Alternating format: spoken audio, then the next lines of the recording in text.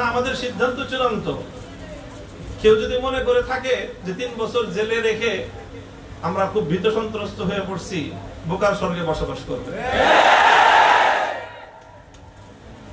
আল্লাহর জন্য, আল্লাহর দ্বীনের জন্য এর চেয়ে বড় ত্যাগ আর কুরবানি করতে আমরা প্রস্তুত আছি। এই দেশে আমি আবার ওই কথা বলি, এই দেশে ভাড়াটিয়া হিসেবে থাকি নাই, ভাড়াটিয়া হিসেবে থাকতে পারবো। এই দেশটা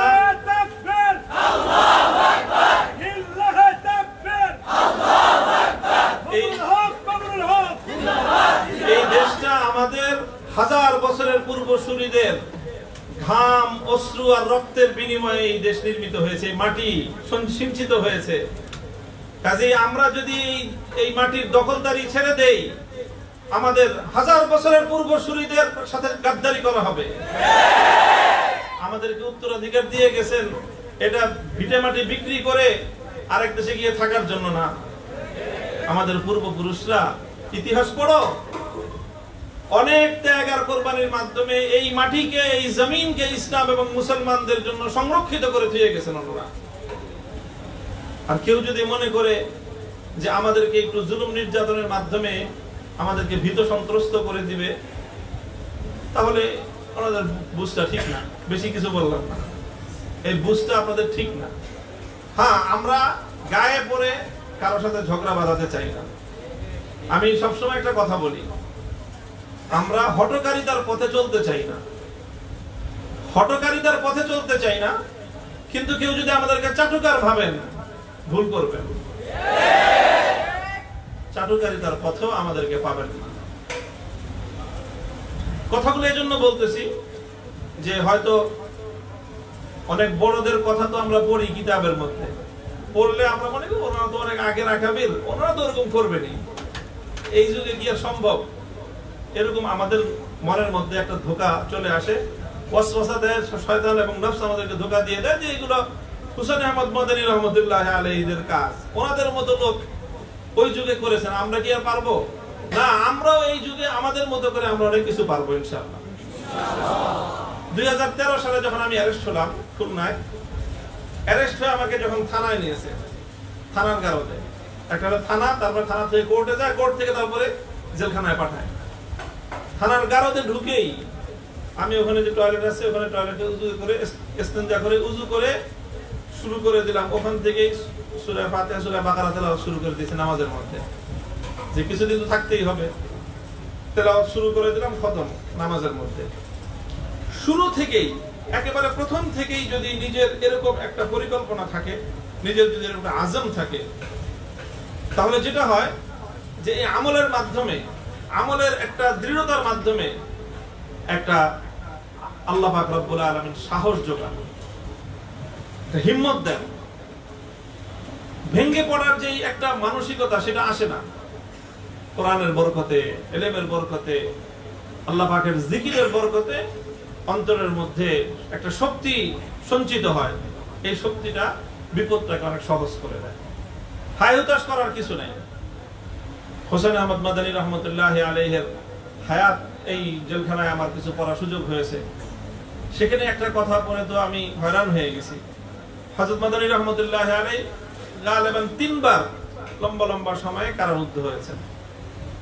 শেষবারের ওয়াকিয়া মাদানী রহমতুল্লাহ আলাইহি লিখছেন যে ওখানে ওনার সময় কাটতে কাটতে এমন একটা হয়েছে, এবং উনি এমন আমাল করতেন ওখানে, তাসাউফের তো করতেনই, তাআল্লুক মা আল্লাহর এমন কিছু হালাত ওনার ওখানে তারি হয়েছে, ওনার উপর এমন কিছু হালাত হাসিল হয়েছে যে আল্লাহ পাকের অনেক তাকাররুব হাসিল হয়ে গেছে।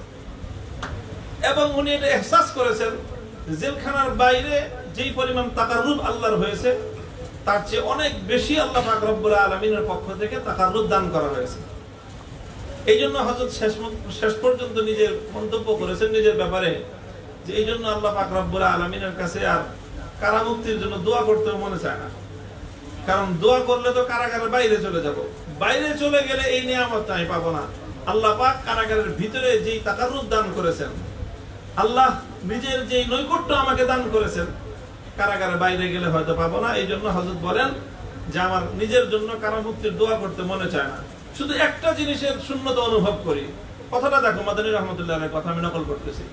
এবং বুজুর্গানে দ্বীনের সোহবতে যাওয়া, কারাগারে কিছুটা হয়ে যায় খত্ত কিতাবাতের মাধ্যমে। চিঠি লেখার একটা সুযোগ ছিল তখন কারাগার থেকে। উনি বলেন যে চিঠি লিখি, চিঠির জবাব আসে, এতে বুজুর্গদের সোহবতে যাওয়ার কিছুটা শূন্যতা পূরণ হয়ে যায়, অর্ধেক অর্ধেক হয়ে যায়। হযরত মাদানী রহমতুল্লাহ, বুজুর্গ রহমতুল্লাহ আলাইহি, এনারা সবাই মাদানী রহমতুল্লাহ আলাইহির প্রায় যুবক ও মাঝ বয়সের ছাত্র, একদম শেষ বয়সেরও না, মাঝ বয়সের ছাত্র এই ওনারা। কাজে আমাদের চেয়ে খুব বেশি আগের না। হযরত মাদানী রহমতুল্লাহ আলাইহি প্রথমবার যখন গ্রেফতার হলেন হেজাজ থেকে, মদিনা শরীফ থেকে, তখন তো শাইখুল হিন্দ রহমতুল্লাহ আলাইহিকে মূলত তারা গ্রেফতার করবে। হযরত শাইখুল হিন্দ রহমতুল্লাহ আলাইহি ছিলেন হযরত মাদানী রহমতুল্লাহ আলাইহির ওনার প্রোটেকশনে, উনি মদিনা শরীফে ছিলেন। যখন শাইখুল হিন্দ রহমতুল্লাহ আলাইহিকে গ্রেফতার করবে, তো হযরত মাদানী রহমতুল্লাহ আলাইহি চিন্তা করলেন যে শায়েখকে যে নিয়ে যাবে, শায়েখের তো বয়স অনেক, জেলখানায় গিয়ে অনেক কষ্ট হবে, ওনার খেদমতের জন্য আমি যদি সাথে থাকতে পারি খুব ভালো হয়। তখন তিনি যে কোনো ভাবে প্রশাসনকে রাজি করাইলেন যে শায়েখের সাথে, শাইখুল হিন্দ রহমতুল্লাহ আলাইহির সাথে হোসেন আহমদ মাদানী রহমতুল্লাহ আলাইহি ওনাকেও যেন গ্রেফতার করা হয়। তো হলো, গ্রেফতার হলো। 4 বছর পর্যন্ত মাল্টার সেই কারাগারে থাকলেন, আন্দামান দ্বীপ ইংরেজদের কারাগারে। মাদানী রহমতুল্লাহ আলাইহি যখন কারাগারে যান, তখন ওনার পুরা পরিবার সহ ওনারা মদিনাতে তখন ইকামত করেন। একরকম হিজরত করছেন, ওনার বাবা মা পূর্ণ হিজরত করছেন, আর ওনারা হিজরতের পূর্ণ নিয়ত না করলেও ফুল ফ্যামিলি সহ মদিনা শরীফে থাকতেন। ওনার বাবা ছিল, মা ছিল, ওনার স্ত্রী ছিল, 3 জন সন্তান ছিল। খুব সম্ভবত 1 মেয়ে 2 ছেলে, বা 2 ছেলে 1 মেয়ে, 3 জন সন্তান ছিল। হযরত মাদানী রহমতুল্লাহ আলাইহির কাছে এই 4 বছরের মধ্যে একটার পর একটা চিঠি গেল।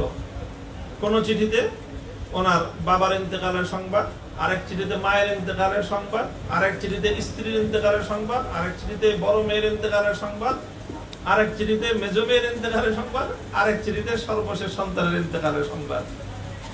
মানে যা কিছু রেখে গেছেন, হ্যাঁ, আমরা কারাগারে গিয়ে শয়নে স্বপ্নে যাদের কথা চিন্তা করলে চোখ দিয়ে অশ্রু গড়ায় পড়তো।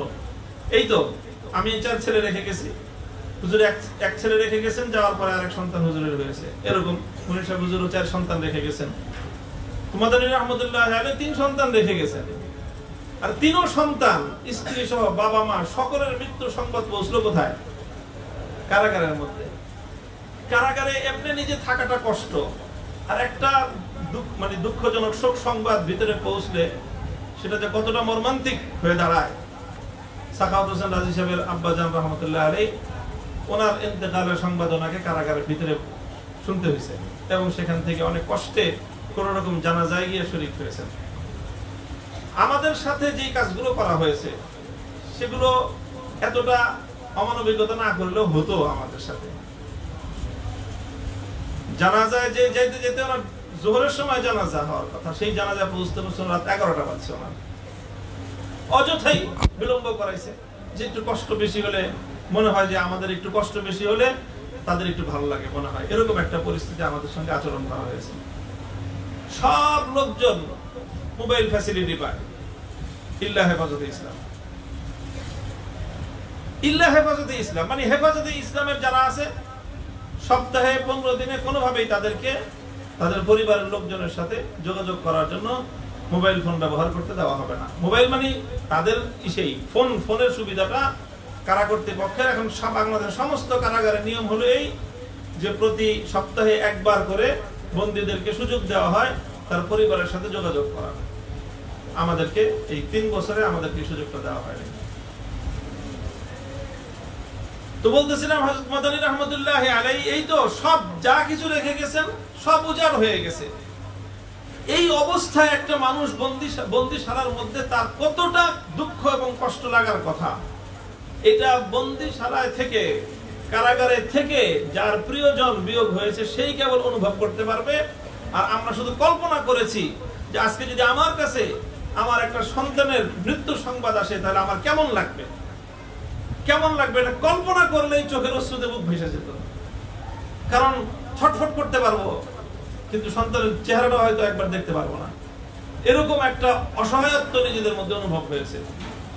মাদানী রহমতুল্লাহ আলাইহির এই ত্যাগ আর কোরবানির কথা স্মরণ করতাম আর নিজেকে সান্ত্বনা দিতাম যে আল্লাহ পাক সেই তুলনায় আমাদেরকে অনেক ভালো রাখছেন। আমাদের সন্তানরা